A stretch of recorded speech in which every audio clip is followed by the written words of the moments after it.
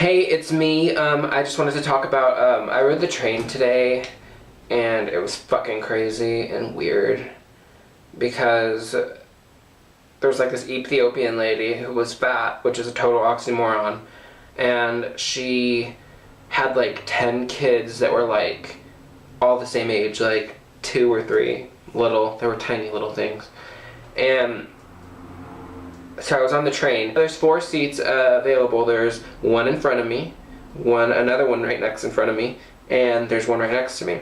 Well, she has one of them sit next to me, and she sits in the front with her back to me, and another one right here, which is just totally ridiculously stupid, because I could have been a weirdo. She doesn't know me. Why would she? I would have my 2 kids sit up in the front, both of them together, so I could watch them both, not have one sit behind me, and not even give a fuck what happens to it.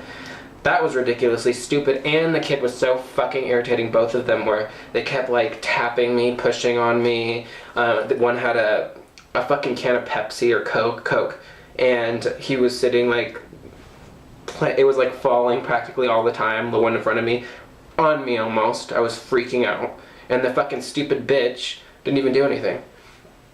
So I thought that was fucking stupid, and that irritated me. There's a billion fucking people, and so what else?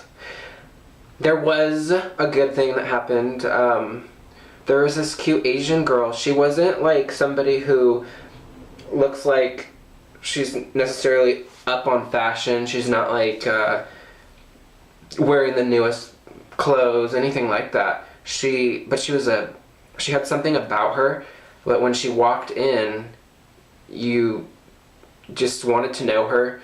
You just felt better.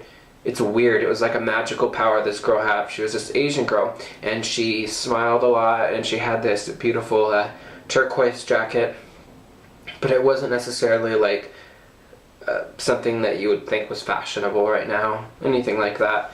She was just a normal girl, nothing special.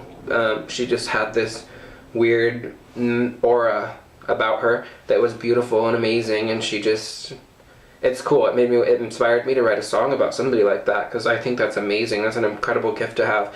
I wish that I had that gift. Maybe sometimes I do and I don't realize it, but just kidding.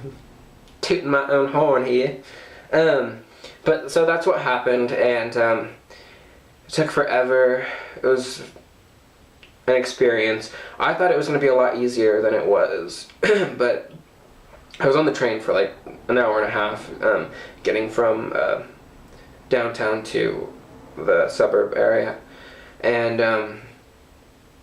yeah, I would say never again, but I have no choice. I don't drive, so I'm gonna learn soon though, so that's good. I'm just one of those people who naturally cannot drive and is not good at it. I'm not naturally inclined to be able to drive. I'm horrible. I have horrible anxiety, so I always think, oh my god, I'm gonna hit somebody. I'm gonna fucking hit somebody. I have a cold, by the way, so if I sound retarded, that's why.